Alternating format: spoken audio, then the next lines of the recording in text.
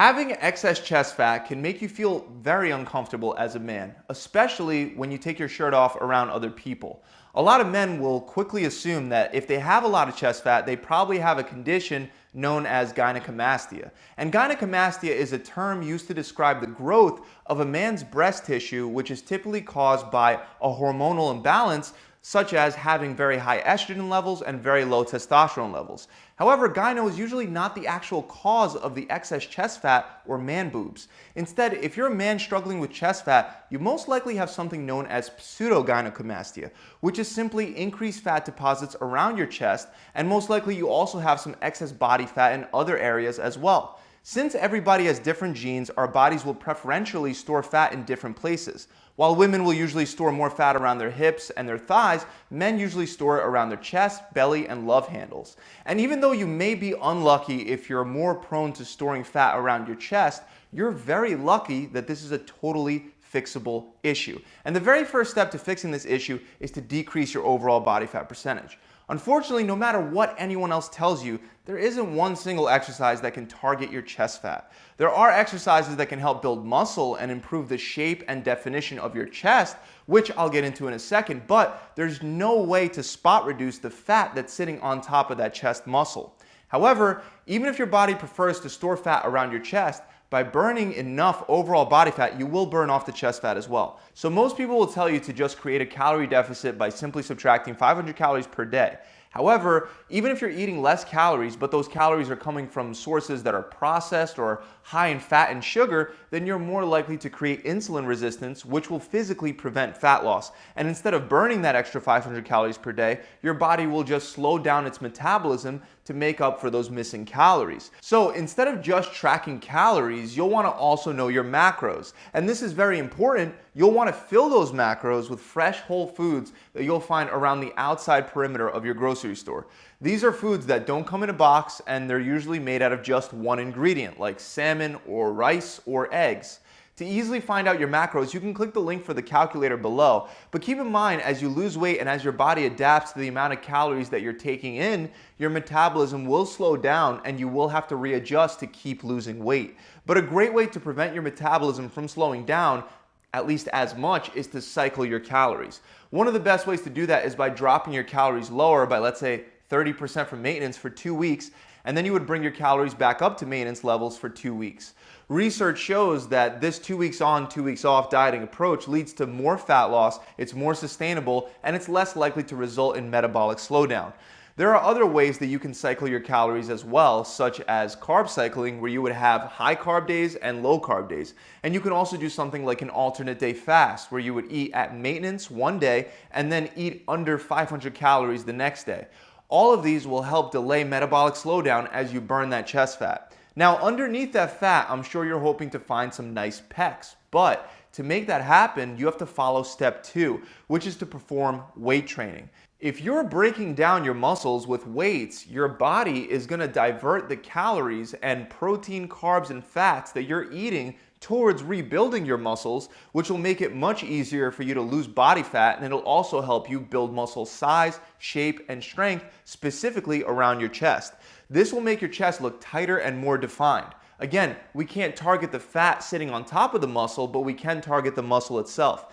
And I'm going to give you 5 of the best exercises that you can start doing today to build pecs, even if you haven't burnt the fat off just yet. The first one is the bench press. You can do this flat, at an incline, or a decline. The flat bench press is great to help build chest strength as well as overall chest size and shape. Meanwhile, incline will focus more specifically on the upper chest and decline on the lower chest. You'll want to try to incorporate all 3 into your routine over time.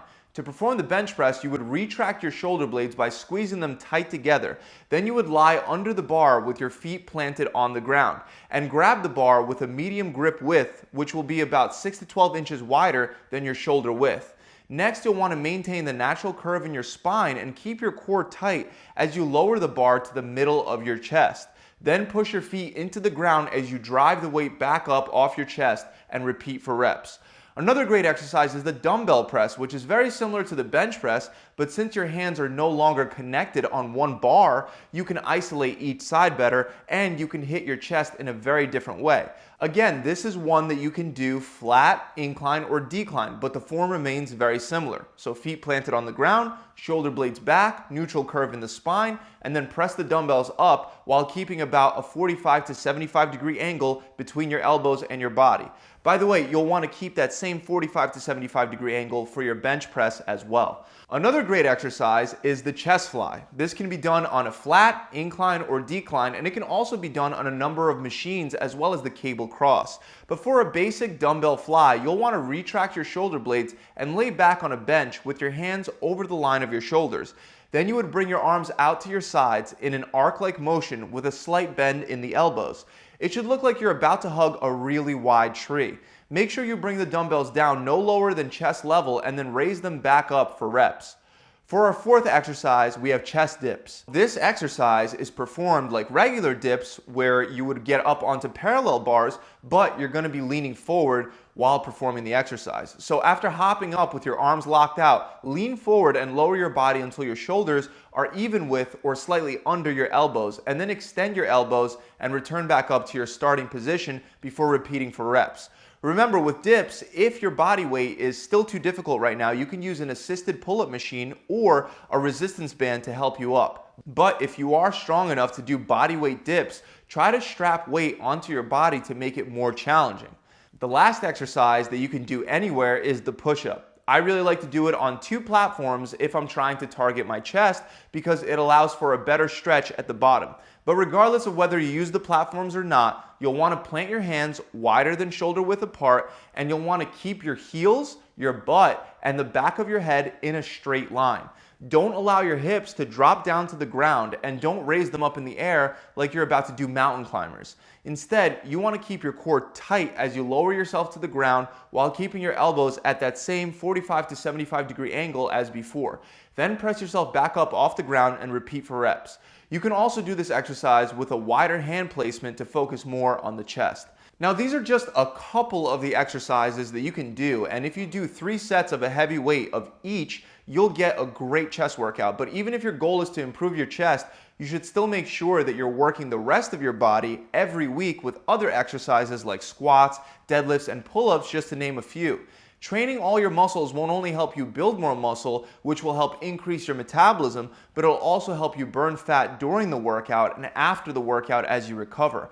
And it'll help you develop a proportional physique, which goes hand in hand with the last step: improve your posture. Now, improving your posture won't necessarily burn chest fat, but it will definitely improve the appearance of your chest big time. Since most of us spend most of our days hunched over behind a computer screen or a steering wheel, we start to develop a much tighter chest and a weaker, overstretched upper back. This leads to a postural deviation known as shoulder protraction, and it's going to make your chest look much worse. But luckily, we can fix any postural imbalance in 3 steps by stretching out the tight muscle groups, strengthening the weak overstretched muscle groups, and then practicing good posture. So the first thing you'll want to do is stretch out those tight chest muscles. One of the best ways to do this is to stand in front of a doorway with your arms bent at 90-degree angles against the frame of the door, and then lean your body forward through the doorway to increase the intensity of the stretch.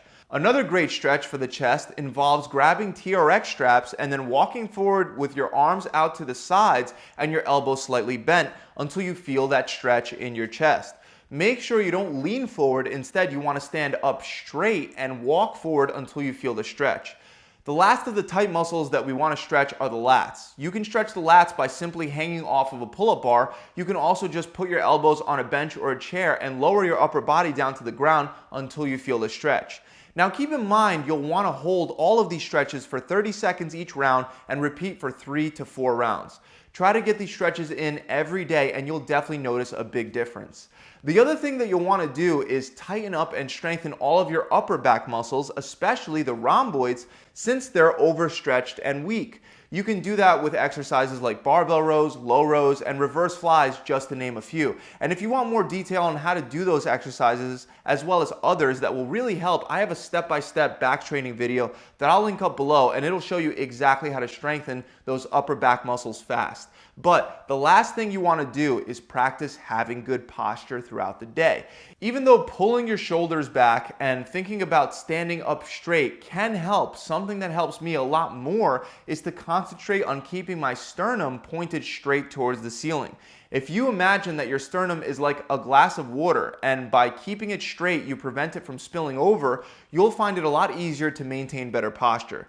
There are also posture correctors that you can get on Amazon, but most of them will be doing all the work that's required to hold your shoulders back for you rather than your muscles doing the work and getting stronger. But there is one that doesn't force your shoulders up, and instead it'll remind you every time that you slouch, allowing you to correct it with your own muscles, helping them get stronger, ultimately correcting your posture.